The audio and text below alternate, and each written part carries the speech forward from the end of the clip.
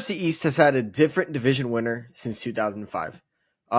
Very hard to believe, quite frankly. Well, not so hard to believe. Most of the teams there, for the most part, kind of sucked. I mean, the Giants lately have sucked. Cowboys have been mid. Commanders have sucked all up until this year, miraculously. We'll get to them very, very soon.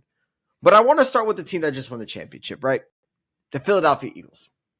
Now, the Philadelphia Eagles are the champs, and a lot of people already are saying that they're going to run it back. And you look at what their roster looks like, you look at the holes that they have, and honestly, I don't really blame anybody for thinking that they can repeat. Mostly because, quite frankly, they have pretty much re-signed or signed all the players that were key to them being championship contenders in the first place. Some guys under contract worth mentioning: Jalen Hurts, AJ Brown, Devonta Smith, Saquon Barkley. I mean, on the defensive end, you got Quinyon Mitchell is going to be heading into the second year. He's already got a ring. Cooper DeJean already got a ring. I mean, some of the offensive linemen, almost all the offensive linemen are returning except for Mekhi Becton. And you can honestly let Mekhi Becton walk, slide somebody there at guard, and they're going to be just fine. So I don't blame anybody for thinking that the Eagles can repeat.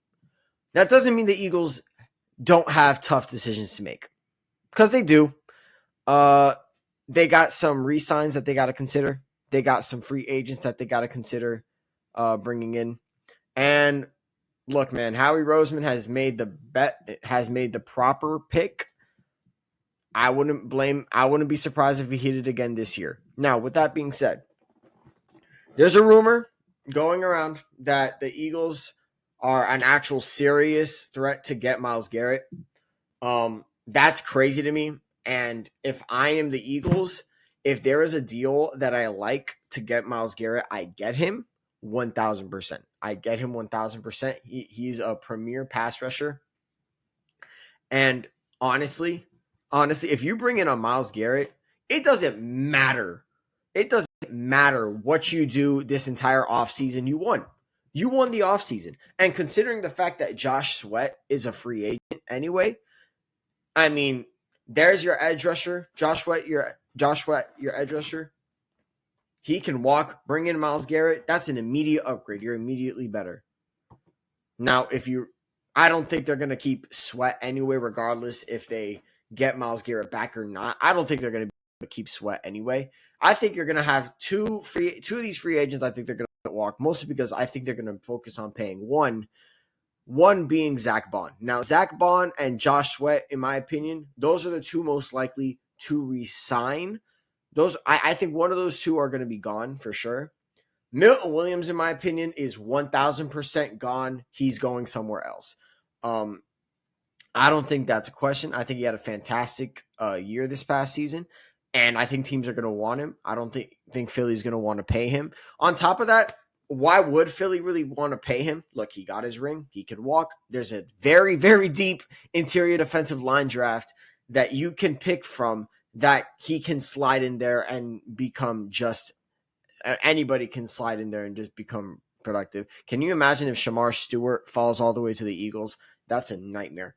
But yeah, a couple of focuses, I think. I think you should 1,000% make an effort to re-sign Zack Baun. They've already said that is their main priority. I think that is a smart move because Zack Baun had a fantastic year. He was an all-pro for a reason.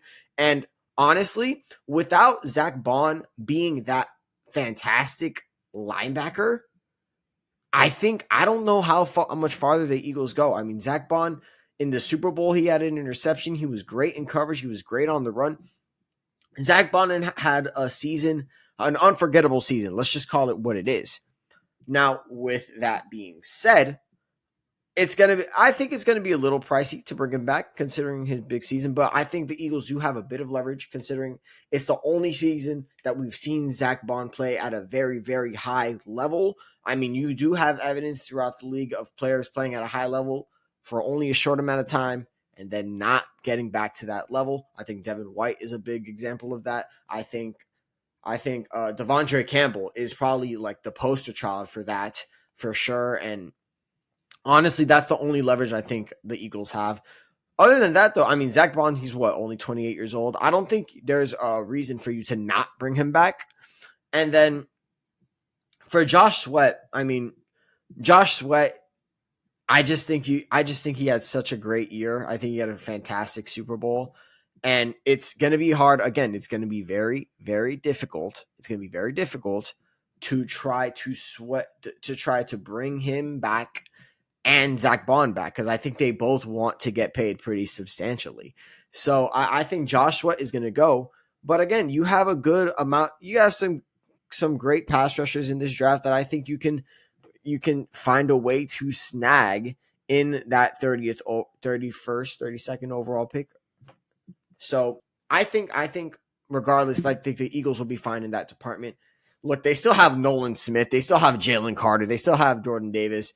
I mean, most of the key core players are all under contract anyway, and they're players that they're going to have to worry about in the long run. I don't think the Eagles need to do any kind of restructures. Leave all the money there.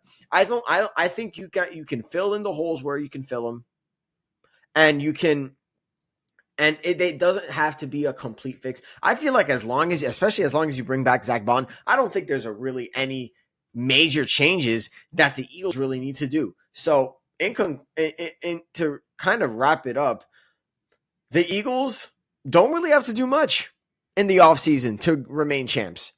They're still going to have Saquon Barkley. They're still going to have Devonta Smith. They're still going to have A.J. Brown. They're still going to have Jalen Hurts. They're still going to have most of their offensive line minus Mekhi Becton.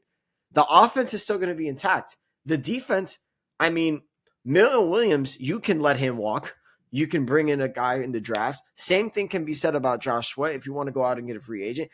Re-signing Zack Baun, they already said is a top priority. You bring back Zack Baun, that defense, in my opinion, stays intact in general. But even if that doesn't work out, Jalen Carter still there. Jordan Davis still there. Cooper DeJean, he was a rookie. Quinyon Mitchell, he was a rookie too. Again, it's utterly insane how well the Eagles finally won a Super Bowl, and it feels like they're just getting started. And I think that is a scary sight for the league. It's a very scary sight for the NFC East. And if I'm an Eagles fan, straight up, I'd be jumping for joy, because you have the potential. You have the potential with the youth that you have on your team. There is a very strong chance that you guys end up running the NFC and running the NFC East for years to come. And honestly, that's got to feel good, considering, like I said at the beginning of the video, last team to be a back-to-back divisional champ was in 2005.